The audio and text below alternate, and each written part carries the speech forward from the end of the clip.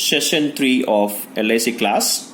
Today we are going to discuss about the first order low pass filter. First order in the sense, as we mentioned in the previous lecture, that's the frequency selective component are R and C. If I use the single value of, if I use single component of resistive and capacitive are called as first order low pass filter. If I use a pair, two pair of RC networks, that is two resistance and two capacitive component, if I use for the frequency selection, and this is called as second order low pass filter. Now in this video we are going to see about the first order low pass filter. For the first order low pass filter, we are going to use the two components, that is active component and the passive component. Active component are nothing but the op-amp, and passive component are nothing but the resistance and capacitance, and these two are called as frequency selective component. And we are going to use the other two more resistance as the feedback resistance and the input resistance for the gain calculation purpose. So now we are going to draw the diagram of the first order low pass filter. As we all know well about the non-inverting cases, for the non-inverting cases we are going to apply the input to the plus terminal. So we are going to draw the diagram for non-inverting op-amp.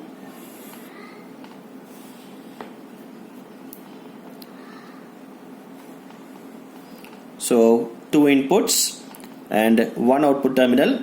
So plus terminal represents the non-inverting terminal and minus terminal represents the inverting terminal. Since we are going to use a non-inverting op-amp, we are going to connect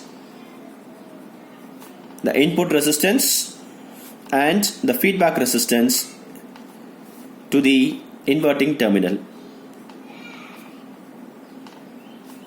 The RI stands for the input resistance, which is connected between your input terminal, that is your input negative terminal, and ground, and the feedback resistance RF connected between the inverting input terminal as plus the output. So this R and RF and RI, which defines the gain of an op-amp. The gain is nothing but A0. And now we are going to connect the frequency selective component, that is R and C component, at the input of non-inverting terminal. So resistance, a single resistance and single capacitance connected at the non-inverting input terminal of an op-amp, and the inputs VI applied to the input of RC network, and the component name of R and C are given, and the capacitor has been grounded. And this junction voltage we are going to give the name as V1, and the output of an op-amp are defined as V0. First we need to find what is the voltage of this V1. If we know the value of this V1, this is applied as an input to the op-amp. So we are going to see two cases. First case, we need to find what is V1. Second case, we need to find what is V0. If we know these two voltages, then we can define the gain of an op-amp. So we'll see the first case. So for the first case, we need to find the voltage V1 across the capacitor C, and mainly we are going to write this in S domain. So if I want to find the V1, I'm going to apply the voltage divider rule across the R and C component. We all know well the voltage divider rule very well. So which is nothing but the grounded component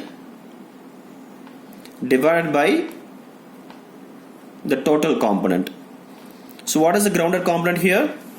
The grounded component is nothing but the capacitor. So capacitor is written as 1 by SC divided by the total component is nothing but the resistance and the capacitance C. So resistance is written as R and the capacitance is written as 1 by SC.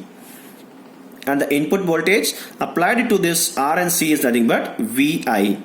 So into VI of S. Since we are going to write this in terms of S domain, I've written the input voltage VI as VI of S and the voltage which you are going to find V1 as V1 of S.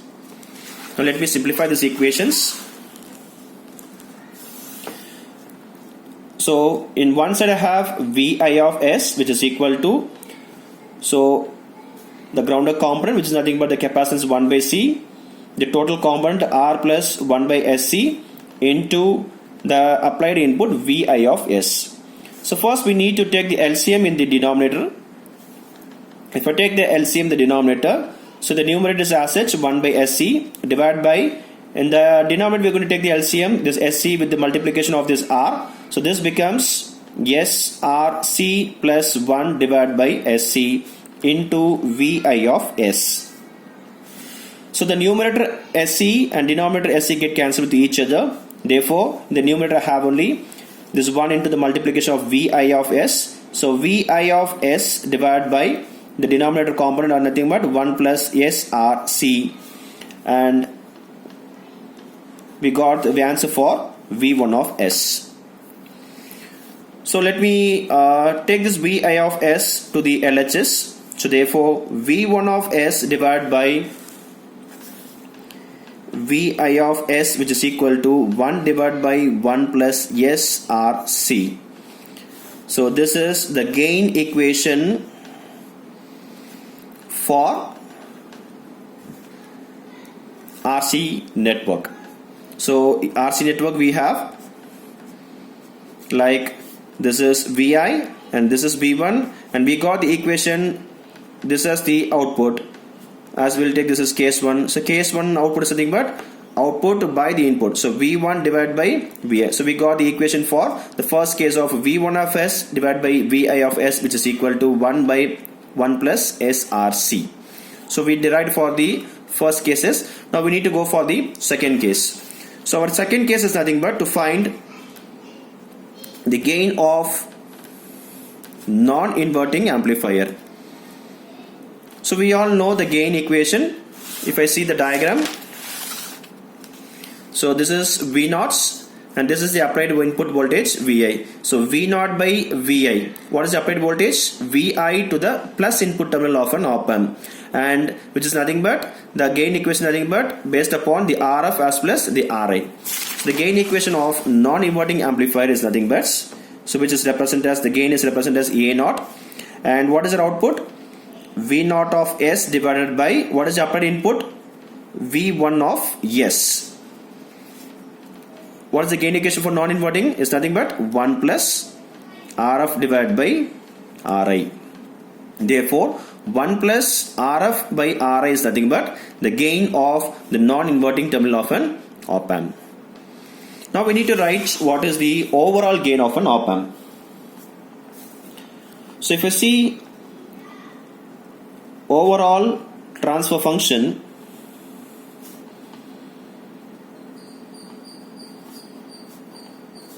so overall transfer function is written as H of S. So H of S is something we have seen two cases. First case is for the RC component, second case is for the gain component. So if I see the overall transfer function, that is overall output, so overall the case is nothing but V0 divided by VI. This V0 by divided by VI are divided into two cases. If I take for non-inverting cases, V0 by V1. If I take for the case 1 for the RC component, V1 divided by VI. So this overall term are divided into two, that is V0 by V1, and the other one is something but V1 by VI.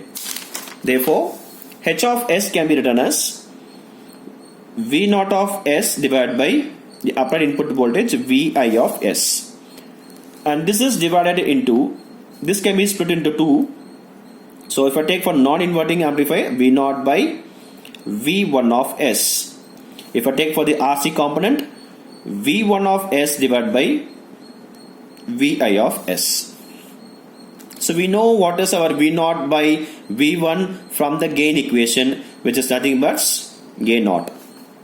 And we know well about the RC component, V1 of S divided by Vi of S. So what we got? V1 of S by Vi of S is nothing but 1 divided by 1 plus SRC. So we are going to substitute that over here now. Therefore, 1 divided by 1 plus SRC. Therefore, the overall transfer function H of S is equal to A0 divided by 1 plus SRC. So this is the transfer function of first order low pass filter. Now we need to find the magnitude and the phase of the given transfer function equation. So for finding that, we need to substitute the frequency range. For substituting the frequency ranges, we have seen already in the RC phase shift component that we are going to have the assumption of RC as some omega value. Okay, so similarly here also we are going to assume, so let us assume omega H is equal to 1 by RC. Omega is nothing but the angular frequency and H represents the high range of frequency. So for low pass filter, up to the high range of frequency will only are permissible. So 0 to some high value only are permissible. Above the value of high are not permissible. So for low pass filter, we are going to mention as high range. So we are going to substitute this omega H in the given transfer function equations. So therefore, H of S is equal to A0 divided by 1 plus S. RC, we are going to substitute as omega H. So therefore, I am going to substitute this as omega H. So this is one set of equations. Again, we all know well that where S is nothing but J omega. Therefore, A0 divided by 1 plus J omega divided by omega H. So omega H is nothing but 2 pi F. So we're going to substitute that. So A0 is equal A0 divided by 1 plus J 2 pi F divided by 2 pi FH. So numerator 2 pi and denominator 2 pi are get cancelled with each other. Therefore we have A0 divided by 1 plus J F by FH. So H of J omega. So we got the equation now. Now we are going to apply the magnitude for the cases of this. So to determine the frequency response, as you have seen the graph, right? So to determine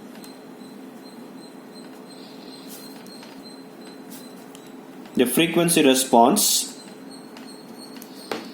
we already substituted the S is equal to J omega value now. Now I'm going to find the magnitude as well as the frequency for this. So if I find the magnitude for the given equation, for the previous case of equation is nothing but modulus of H of J omega, which is equal to A0 divided by, and in the denominator I have the real term as well as imaginary term, that is 1 plus, that is A plus IB. So we're going to take the square root as well as the square and the root of for the denominator term alone. So in the denominator I'm going to have the equation as A is nothing but 1, so 1 is as such, 1 square it is going to be retained as such, and for the B term is nothing but F divided by FH the whole square, and this is for the magnitudes. And if I see for the phase, so phase is nothing but minus tan inverse of F by FH. So to determine the frequency response, we got the magnitude as modulus of H of J omega is equal to A0 divided by root of 1 plus F by FH the whole square, and for the phase angle phi is equal to minus tan inverse of F by FH. Now we have seen in the previous video like the graph for the low pass filter. Now we need to define how will be the graph for the low pass filter. So we are going to plot between the gain as well as the frequencies. So initially the frequency value, I'm going to start with the value of 0. If I substitute this f is equal to 0 in the given magnitude equation, let me see what is our outputs. So if I substitute the magnitude equation, that is modulus of h of j omega is equal to a naught divided by, first I'm standing in the frequency range of f is equal to 0. So root of 1 plus, what is f? F is going to be 0. So 0 divided by my fh, the whole square. So this entire term become 0. Therefore a naught divided by 1, which is nothing but a naught. So for the frequency f naught, I have some gain value. So for the frequency f naught, I'm going to start with some gain values. We'll take this gain value as, for example, as a 1.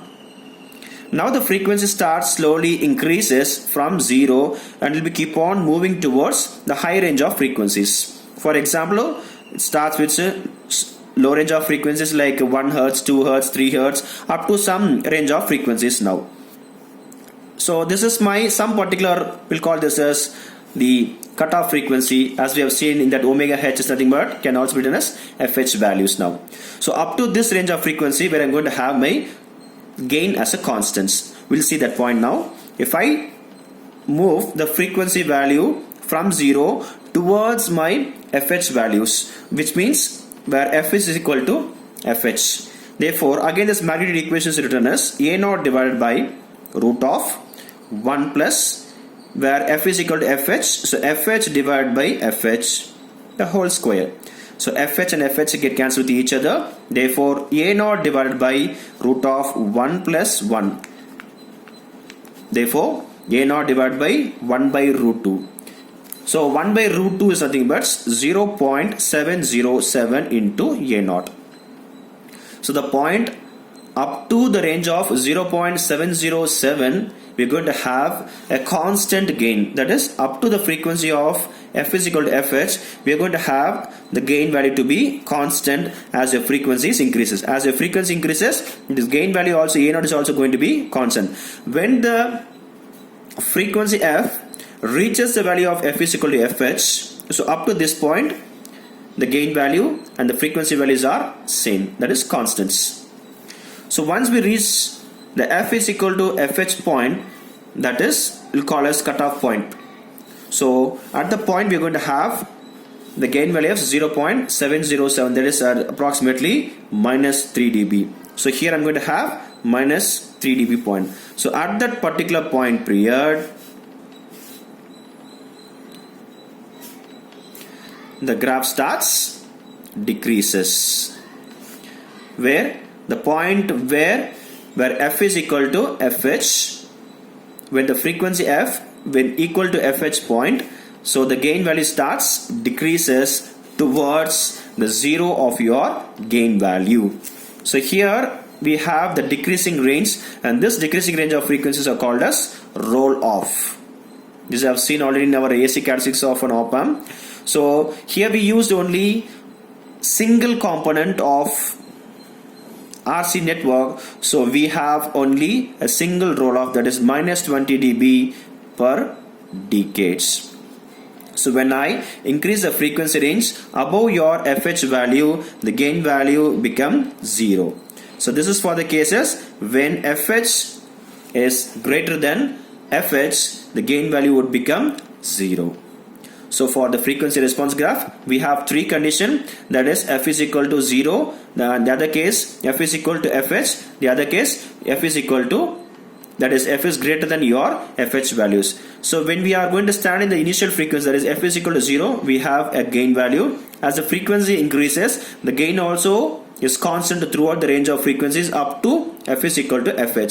So at f is equal to fh, we are going to have the cutoff range of frequency as like a minus 3 dB, or we are going to have the frequency value like a 0.707 as a gain value. At that particular point, we are going to have the decreasing of your gain values. Now the gain starts decreases in a single roll. This is because we have designed your component with a single passive component only, which is namely called as a single R and C. So we got the gain value as minus 20 dB per decade.